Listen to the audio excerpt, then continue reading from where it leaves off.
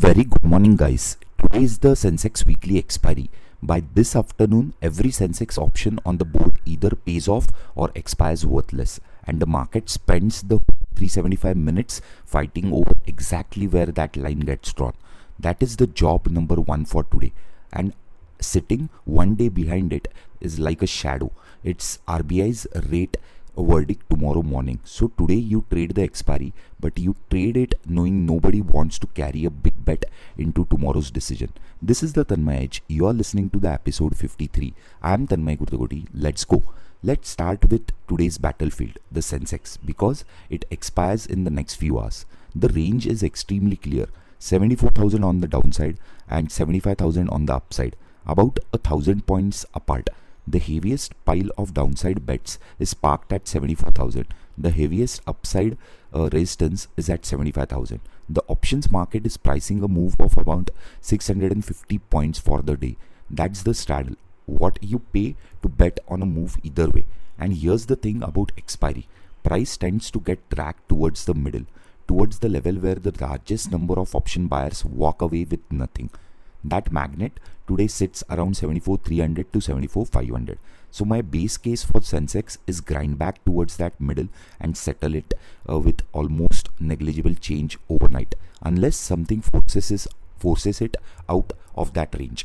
So one warning, guys: if you are trading Sensex options today, they die this afternoon. The volatility is baked into the collapse for the close. So if you buy a Sensex option for direction and market just sits over there, which is the base case, you can lose half of your premium to time decay alone, without the market moving a single point your way. On expiry, a quiet tape, the option seller wins. Respect that and remember that today as well. So now the Nifty, which is the cleaner trade, because the Nifty is still carrying tomorrow's event in its price. Nifty closed at 23,405. The options market is pricing a weekly move of around 375 points, which stretches to a band of roughly 22,940 on the downside and 23,875 on the upside. Inside, three levels run your day. 23,300 is the support to look for. The heaviest stack of downside protection sits there, and buyers will defend it. 23,500 is the resistance, and yesterday a massive wall of fresh upside bets landed at exactly that strike, almost 3 million contracts in a single day. That's a hard lid now, about 95 points above us, and between them at 23,450 is the flip level. Below 23,450, moves get amplified.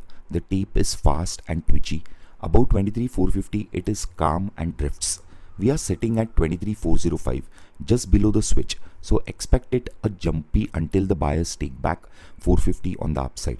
So here's the plan in plain terms: while 23,300 holds on closing basis, you buy the dips. The zone is 23,300 to 23,330.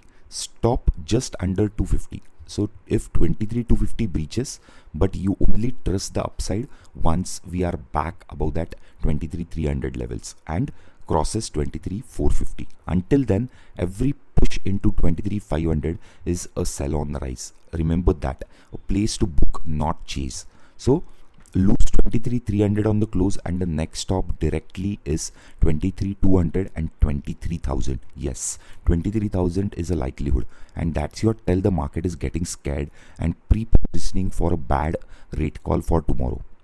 Now the trade that already is paying up. A couple of sessions ago, I told you this was long volatility setup. Buy the strangle into the event. Don't sell your options. The volatility gauge India VIX closed up at 16.28, up 6% in a single day. If you're long that volatility, you are already paid, and it keeps working for one reason: volatility stays right up until the big event and then crashes the moment it passes by. So tomorrow is that event. So on Nifty, you stay long volatility or you stay flat. You do not sell Nifty premium the day before central bank is going to speak up. And positioning underneath tells you why everyone is cautious. In the index futures, FIs are now net short 260,000 contracts, and they piled almost 29,000 fresh shorts yesterday itself. That's their most defensive stance all week, built deliberately right before the rate decision. On the other side, the retail crowd is net long. almost 1,96,000 contracts. The professionals are slightly long and busy writing options, so they are long, pros are longs, but they have written huge amount of calls and bought puts. So big foreign money short and hedged, the small trader long against them into the biggest event of the week. When the smart money pays up for protection and the crowd leans other way, you respect the protection. The cash market also agrees, guys. FI sold another 5336 crore of cash yesterday, but our institutions bought 5510 crore.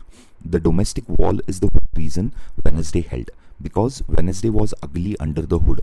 The IT sector fell more than 5% yesterday, led lower by its heavyweight TCS, and yet the index barely moved. The banks rotated up. Banks helped it. Rotation was the reason, not collapse.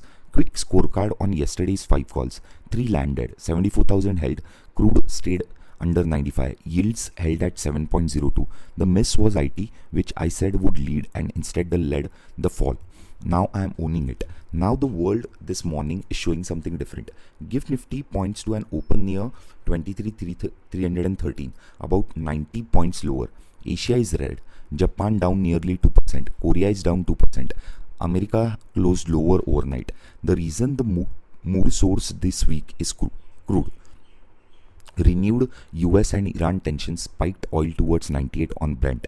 But here's the relief. If it has cooled this morning back to 96 levels and the change is under 97. Gold is firm at 44.66. The rupee is below that 96 mark and trading at 95.71. The 10-year bond yield steady at 7.02. Even Bitcoin for the risk crowd slipped under 70,000. So the two things that could have boxed in the RBI, runaway crude prices, spiking yields, have both gone quiet overnight, which brings us back to the shadow, the RBI tomorrow. The meeting started yesterday itself. The expectation across the market is that banks are going to hold on to the repo rate of 5.25%, but with a careful, watchful tone. Given the oil shock and the weak rupee, that's the weight. That's why nobody is swinging big size today. And so here's your Thursday in one breath.